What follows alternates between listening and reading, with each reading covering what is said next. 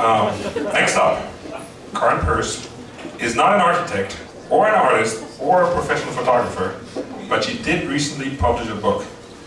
She has no experience at all with PK. That's not true, she was here the last one, she knows what's happening. But she's going for it tonight. Please welcome, for the first time at PK, second, Karen.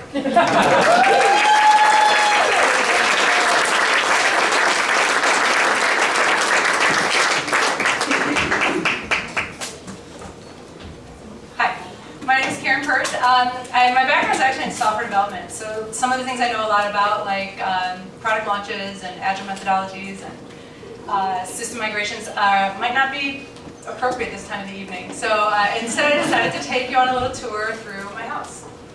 This is not my house, but it is where the story starts. This is a house I grew up in, and 3 years ago I spent 6 weeks clearing out every square inch of it.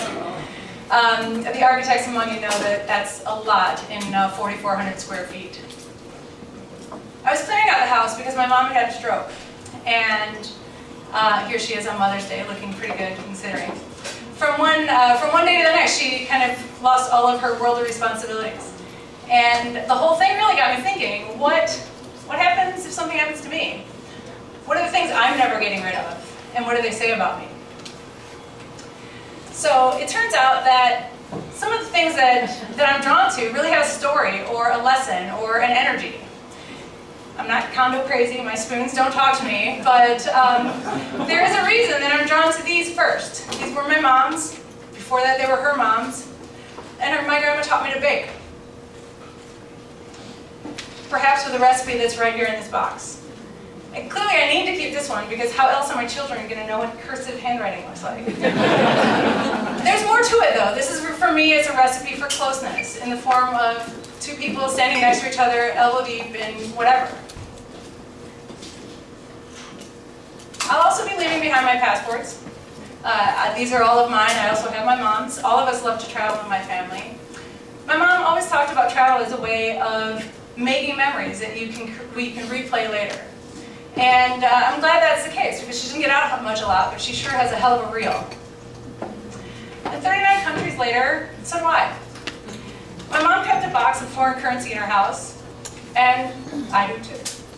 I think of this as kind of a box of optimism. How do I know I'm never getting back there? They say that you should not have only things that are useful or that you believe to be beautiful in your house. This is useful. Envelopes, lots of them. When I die, I will probably still be using the envelope supply that I took out of my mom's house. I think I took it out of some form of thrift, but maybe also a deep respect for useful things instilled at an early age. That said, there were a lot of broken things in my house growing up, which is why I have a drawer like this. And be honest, you do too. About a third of the things in here are from my mom's house. She had a lot of tools and she used them to fix things. She was not afraid to punch a hole in a wall, and somehow this taught me, without words, to be fearless. Books. I was not afraid to get rid of my parents' books. I'm not even sure where a book like The Magic of Hydrogen Peroxide comes from. I did get rid of a lot of my own books in my last move, but these are the ones that survived, and I don't really have any clear plans to get rid of them. I'm sure my kids will know what to do. Speaking of my kids, I hope they are good with plants, because that African violet, they're going to have to either kill it or cure it. Because that was my mom's. She grew it from a clipping, if I know her. She taught us to nurture things. Family, friendships, community ties, all of it matters. Family matters. This clipping, I have not only have I not been able to throw it away, I haven't even been able to put it away. I don't know if it's the same smile stamped across the generations, or if it's just that pull, that whisper. Family matters. Traditions matter too. Each year, my mom will give us a Christmas ornament. I've added some of my own, and I've acquired some along the way, maybe in the great clear out of 2014. These remind me of the comfort and joy that comes from following traditions. And I like birds. My fascination with birds came through mandatory family outings in Rose Hill Cemetery as a child, scouting for migratory birds with my family. My parents each grew up in rural areas and they wanted to make sure we had a connection with nature. This hung over my mom's kitchen sink and now it hangs over ours, reminding me to get outside. We spent a lot of time outside growing up, including in Mercer County, Pennsylvania, where this was made. My mom was proud of her farming heritage, and even to the point of sending us to a 4-H club on Juneway Terrace in Chicago. This, when it speaks to me, it says, don't forget where you came from. We were outside a lot, but when we were inside, we were in the basement, and when we were in the basement, we were playing with things like this. Although that red die has a little divot in it from maybe a potential weaponization at some point. I defy you to find a more perfect toy than that spinner. Beautiful things. After cooking, I learned to sew. The top quilt here is, I think it was my grandmother's, and I keep it because it's beautiful.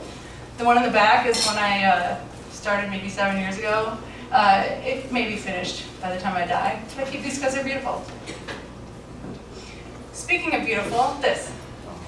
There wasn't a lot of art in my house growing up, maybe a etching of a windmill, painting of a stand of birch trees, a few needle points. So when I could afford to buy something that I liked of my own, it was kind of fun for me to buy something that nobody that I knew would want on their walls. Beautiful. When we got married, someone gave us a menorah that we didn't really like. And it's not this one, don't laugh. This is the one we got we liked. This one is, I went with my husband to get this, and it reminds me of the fun of being newlyweds and the importance of creating new family traditions.